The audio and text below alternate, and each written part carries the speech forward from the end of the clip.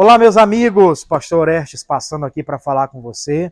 Você entrou aqui no nosso canal, você vai acompanhar essa mensagem. Se essa mensagem abençoar a sua vida, compartilha com seus amigos. Nós estamos nas quartas-feiras falando aqui sobre o resgate da nossa família. Diga graças a Deus, irmãos. E nós viemos hoje aqui mais uma vez unir a fé em prol desse propósito. Vou descer para ficar mais perto de você. E eu quero, nesse dia, continuar aquilo que o nosso pastor tem pregado aqui já há alguns dias, né? Falando do Evangelho de João. Começou a falar recentemente sobre o Evangelho de João. Você já pode abrir a sua Bíblia? No capítulo 2 do Evangelho de João. Nós vamos entrar nesse assunto extremamente importante.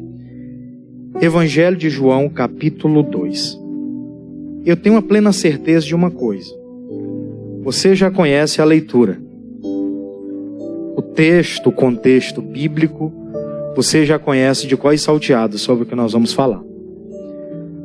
Só que o nosso foco não é apenas olhar só a letra, mas extrair a revelação da palavra para a nossa vida. Diga graças a Deus, irmãos. E nós vamos falar hoje sobre transformação.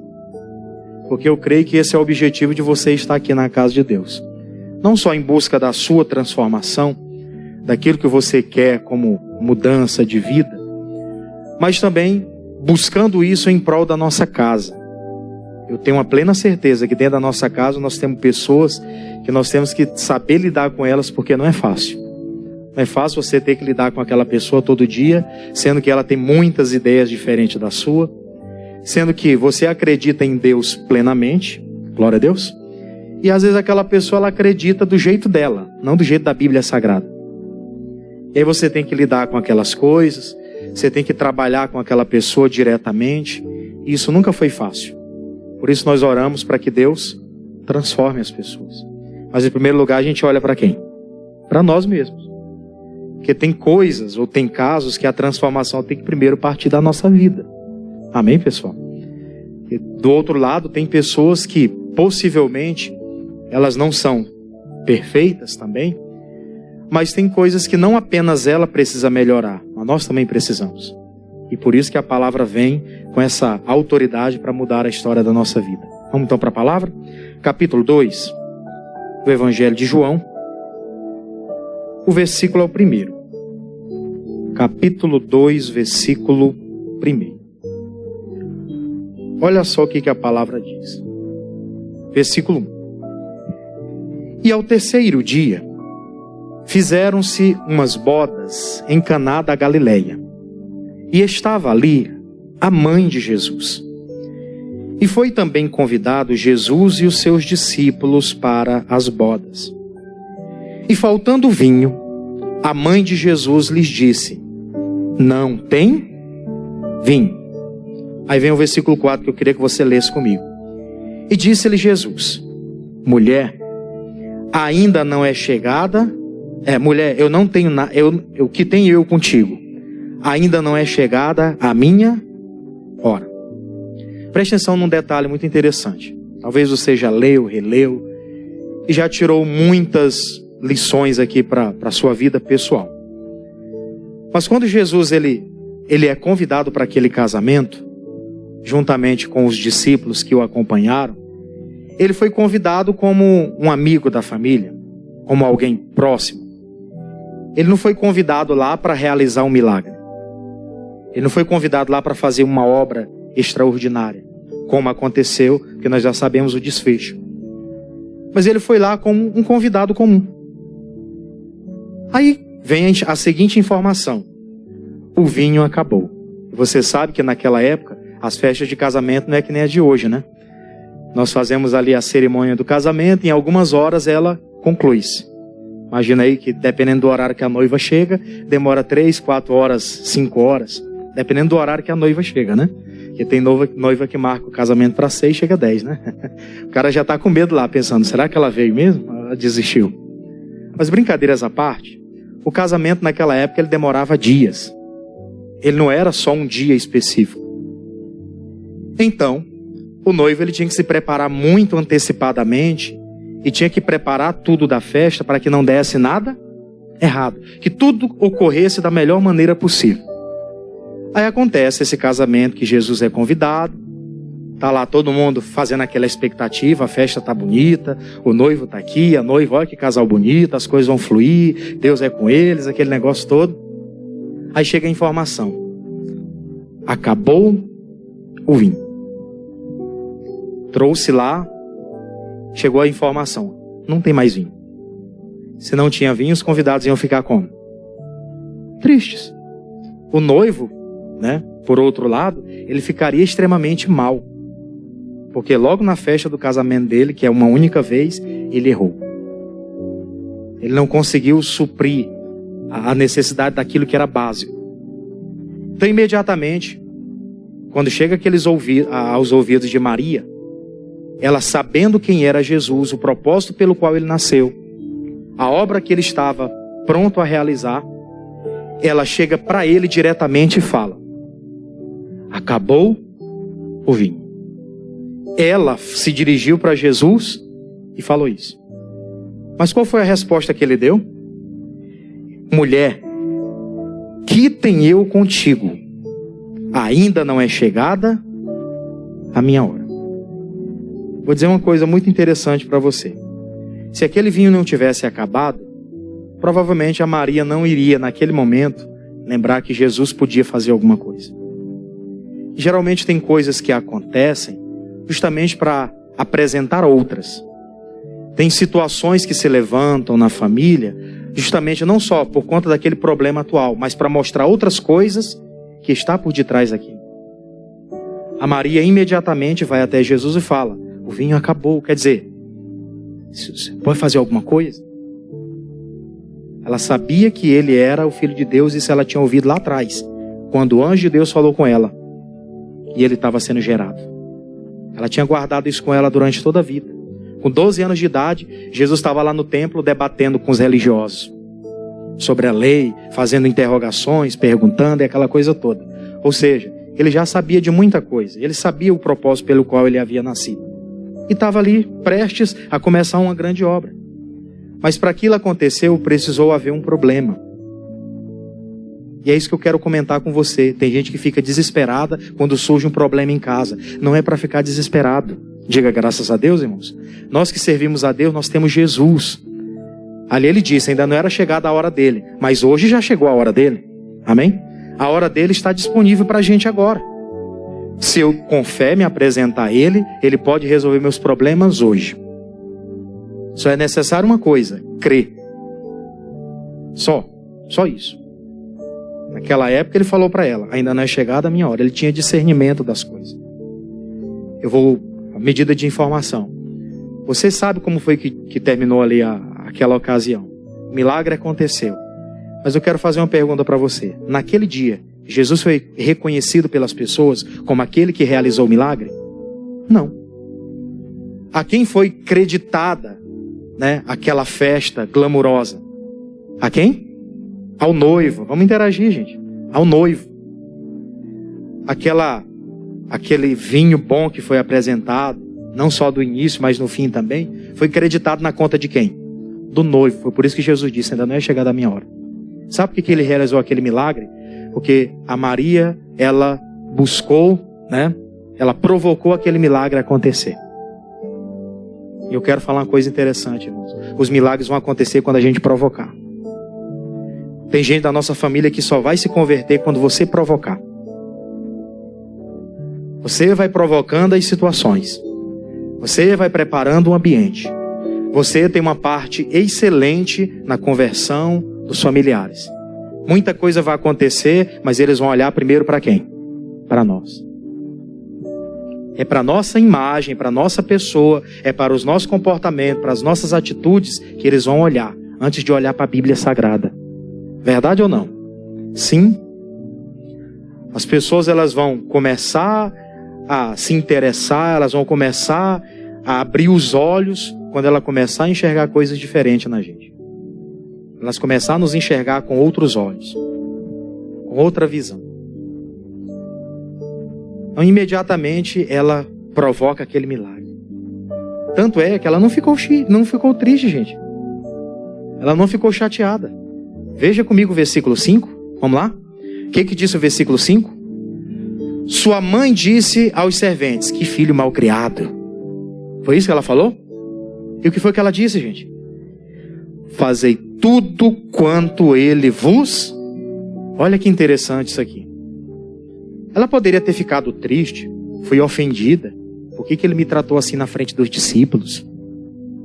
Poderia ter ficado dodóizinha. Mas ela imediatamente fala para os discípulos que estavam ali: olha, seguinte, vocês fiquem atentos e façam tudo o que ele disser. Aquilo que ele falar para vocês, fiquem atentos, fiquem observando. Na hora que ele der alguma ordem, estejam prontos para executar. Amém, gente? Na hora que ele der uma ordem, esteja pronto para ir lá e executar. Ela estava buscando soluções para aquele casamento, para aquela situação. E o que algumas pessoas fazem quando elas estão buscando solução para os problemas? Tem umas que ficam tristes, ao invés de entender o processo do que está acontecendo e ficar firme. Estou passando por uma luta no casamento. Aí você vem no culto, às vezes o pastor fala uma palavra dura, ou às vezes ele é um pouco até...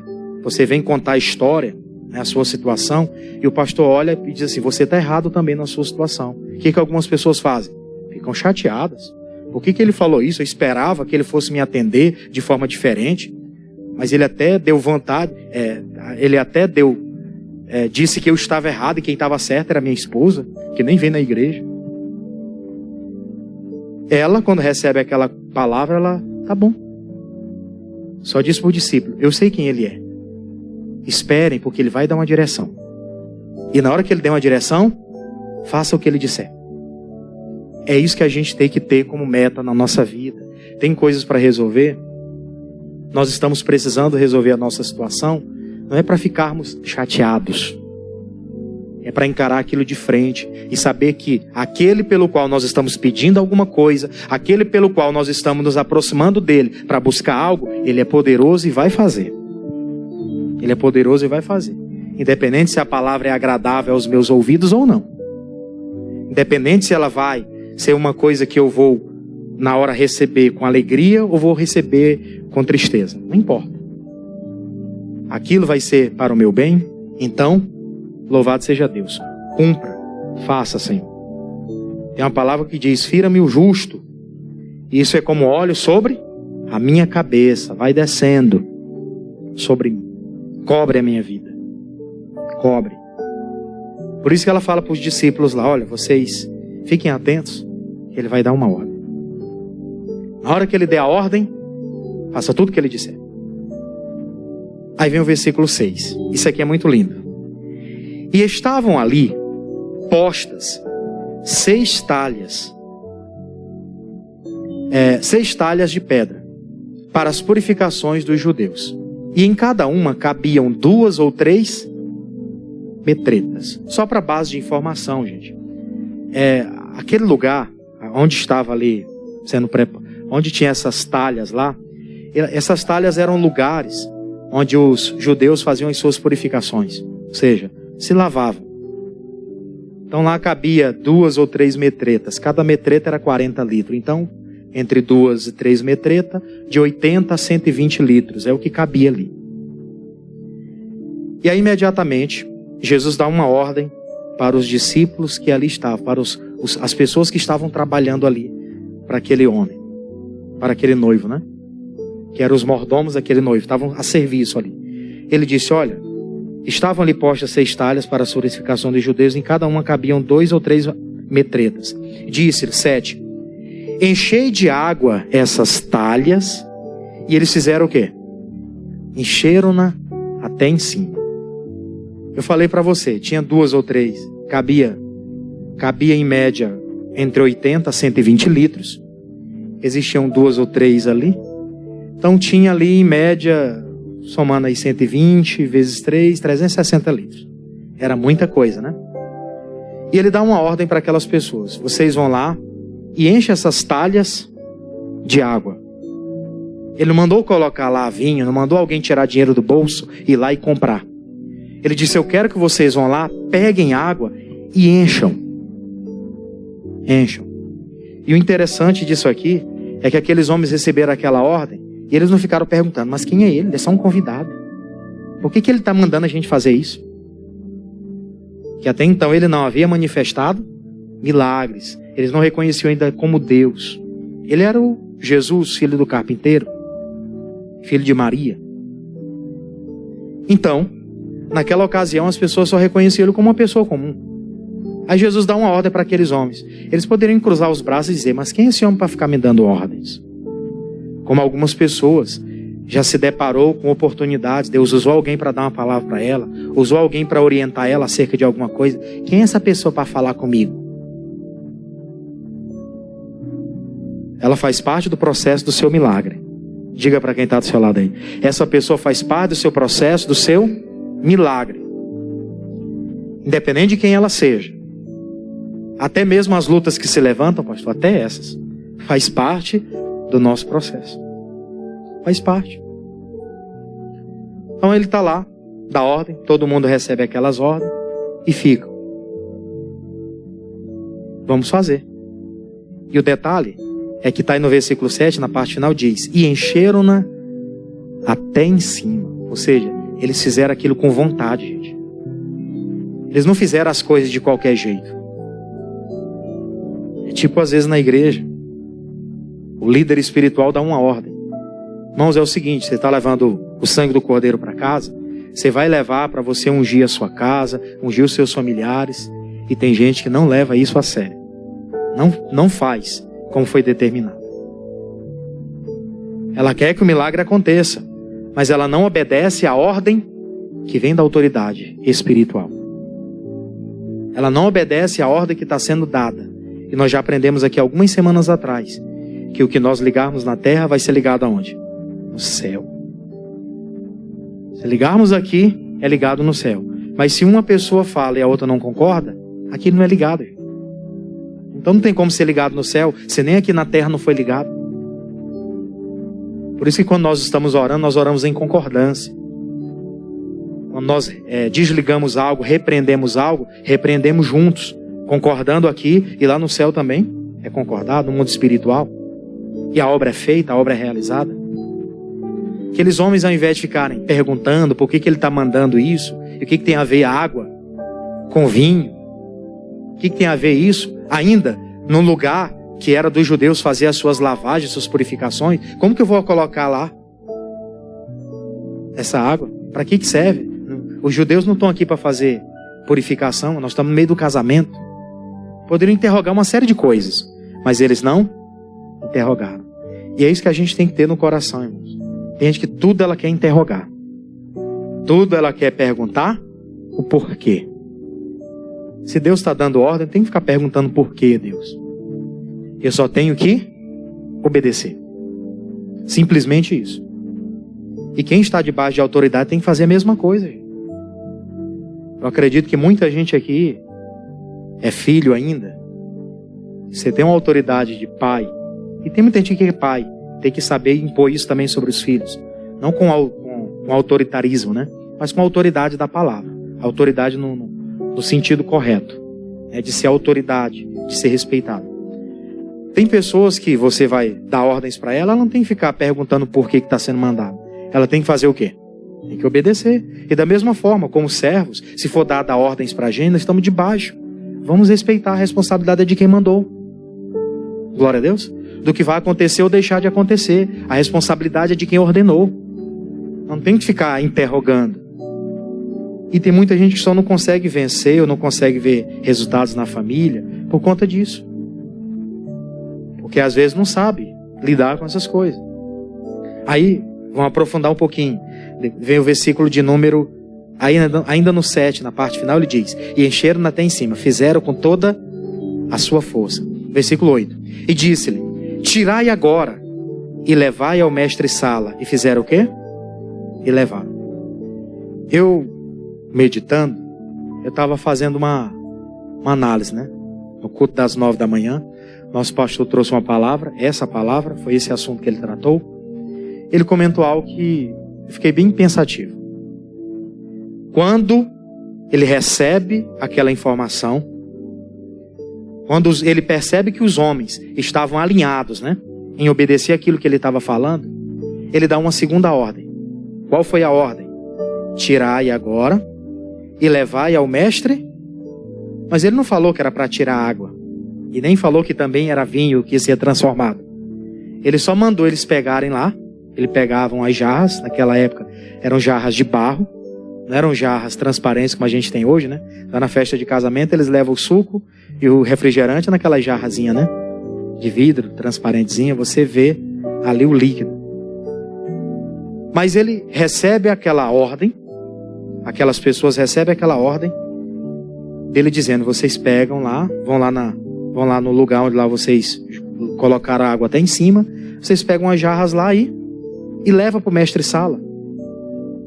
Parecia uma coisa sem sentido.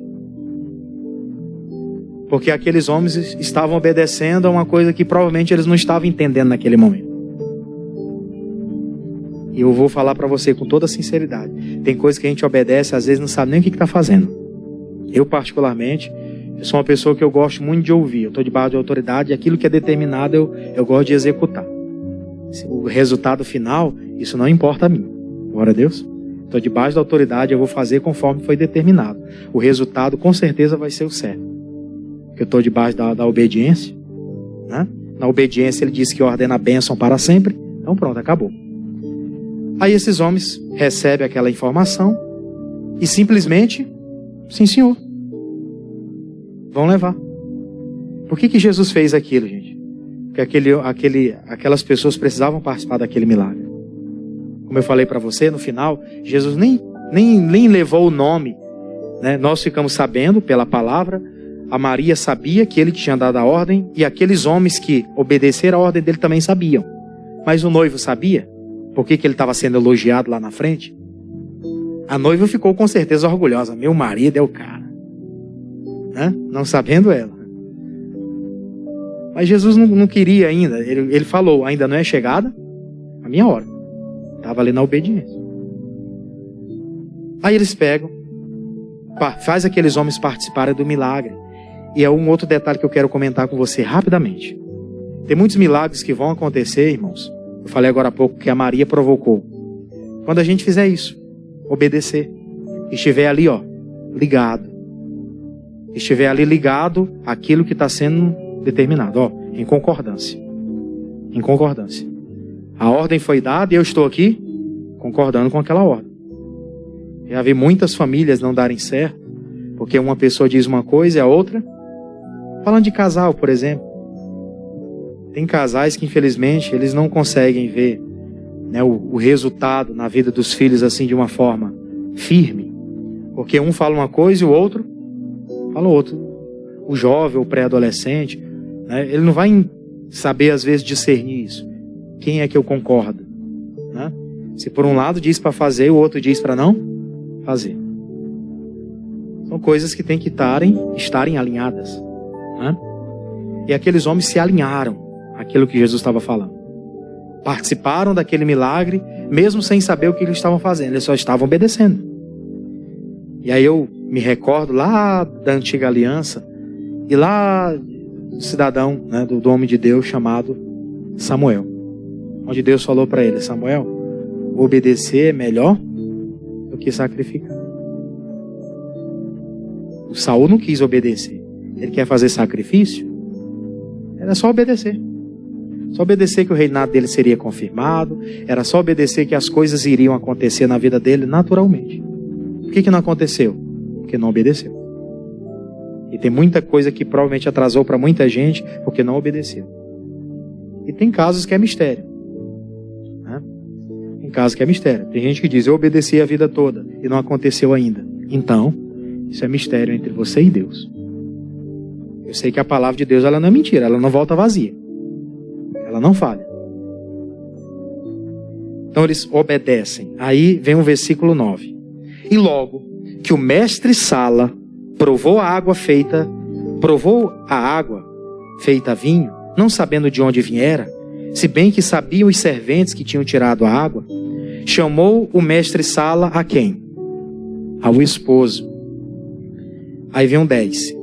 e disse-lhe: todo homem põe primeiro o vinho bom, e quando já tem bebido bem, então o inferior, mas tu guardaste até agora o vinho bom.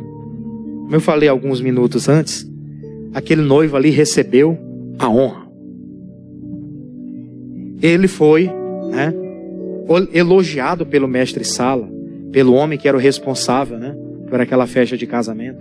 Era o cerimonialista de hoje, Foi elogiado pelo cerimonialista. Olha, eles colocam o vinho bom no início, porque aí quando já está todo mundo no segundo dia de festa, naqueles outros dias de festa, todo mundo já vai para o final, eles já beberam bastante vinho, então eles não vão sentir diferença do inferior. Mas eu quero dizer uma coisa para você. Do princípio ao fim você fez o melhor. Eu quero abrir um leque. O pastor comentou isso no culto das 9. Tudo aquilo que a gente for fazer na vida, na família, no trabalho, no casamento, tem que ser o bom do início até o fim. Tem que servir o bom do início até o fim. Tem pessoas que no início é tudo bom, mas no final as coisas já diminuem aquela intensidade. Gente que chegou num lugar de trabalho, por exemplo, ela disse: olha, eu faço tudo que for pedido aqui, minha função é X, mas tudo que for determinado aqui eu faço. Aí ela foi crescendo e tal, com determinado tempo dá uma ordem para ela, ela não quer obedecer. Ela não tinha dito que faria quando houvesse necessidade. Se houver uma necessidade, pode ser uma coisa que estão te explorando, aí é uma outra questão, que tem gente que interpreta errado. Não estou falando de exploração. Mas tem coisas que foi dita, se for necessário eu vou lá e faço. E quando necessitou, a pessoa negou. Ou seja, não fez o bem do início ao fim. Sirva o melhor do princípio ao fim. No início do casamento é tudo maravilhoso, Eu completando 7 anos de casamento agora. Aí, dia 17 de fevereiro, faz 7 anos. No início, tem muita gente que diz: é tudo maravilhoso, os anos vão passando, muita coisa muda. Eu vou dizer, o meu só mudou por causa das crianças, Eu tenho certeza que minha esposa não é má comigo. Teve alguns dias que ela não me olhou muito, não, mas é por causa das crianças, uma do lado, outra do outro. Já imaginou o dia todo?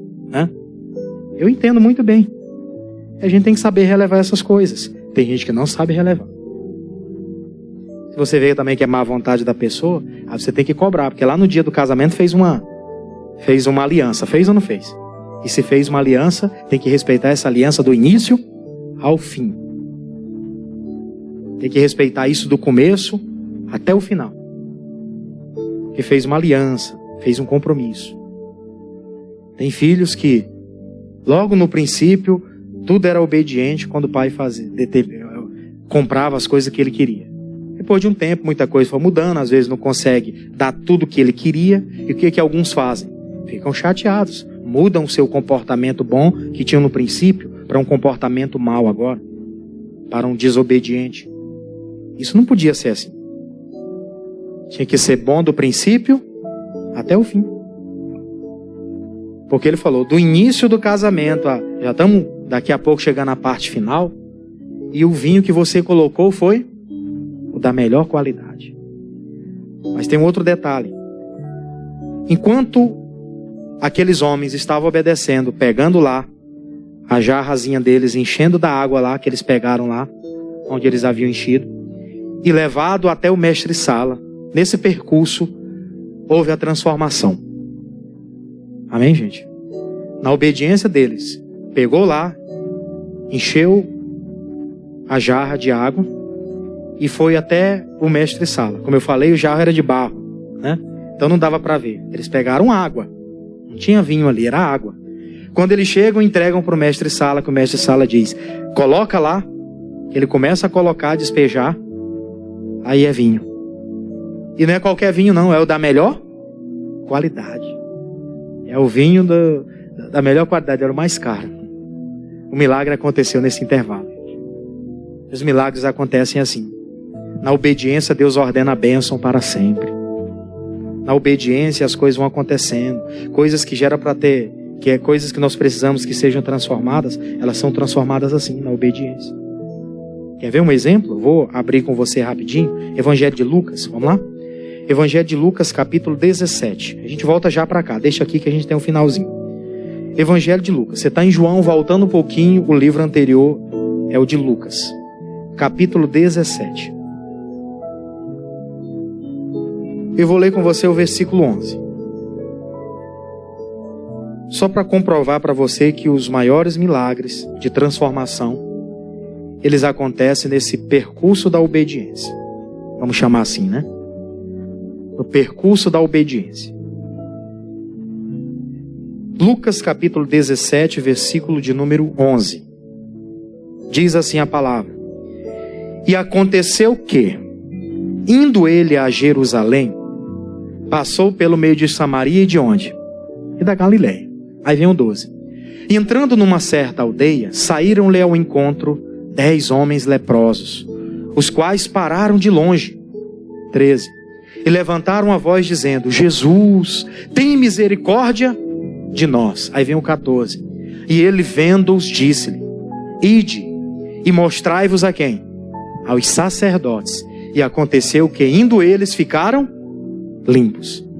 Eu não quero aqui contar a história deles. Eu só peguei esses 4 versículos para mostrar para você que com aqueles homens aconteceu algo similar, algo parecido. Tá? Enquanto aqueles homens vinham, Jesus estava andando ali naquela região, meio deserto. Vem esses homens que estavam ali naquela região, os leprosos tinham que ficar fora da cidade. Aí eles se aproximam de Jesus, eles ouvem falar que Jesus é milagroso, faz grandes obras. Chegou isso aos ouvidos deles. Aí a fama de Jesus corria por toda a terra. Aí eles recebem aquela informação. Ele chega: Jesus, tem misericórdia de nós. Nós somos leprosos aqui, estamos fora da cidade.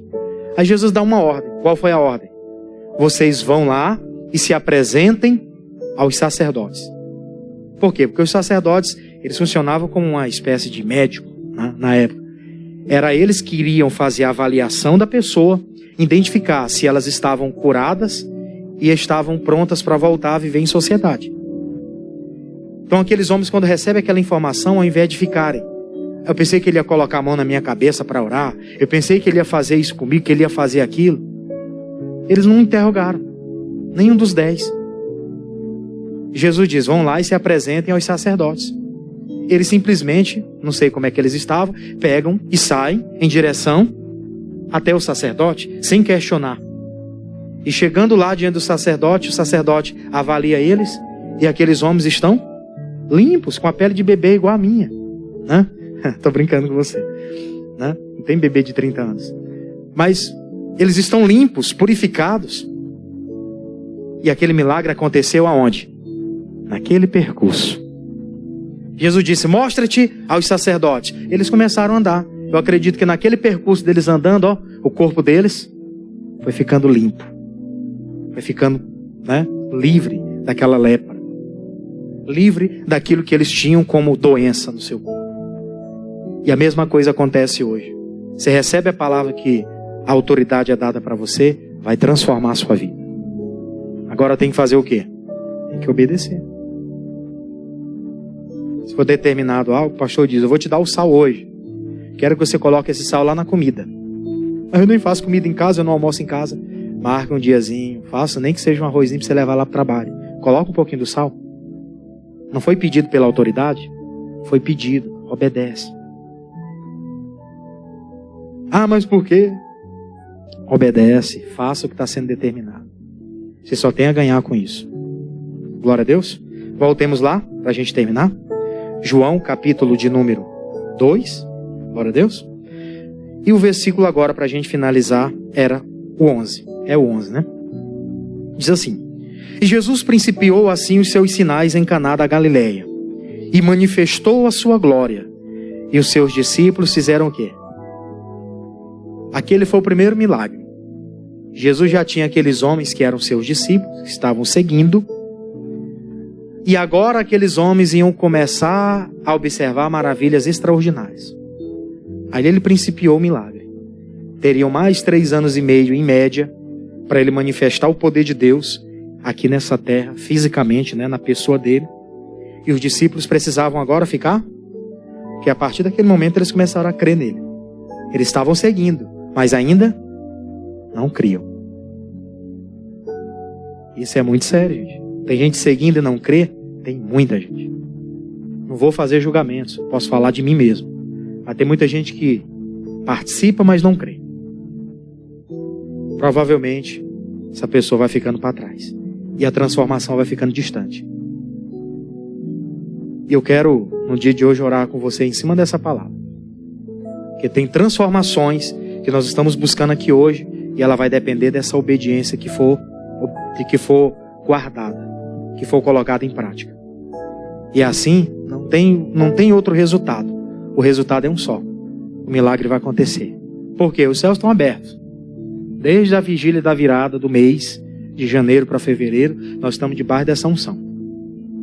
Os céus estão abertos.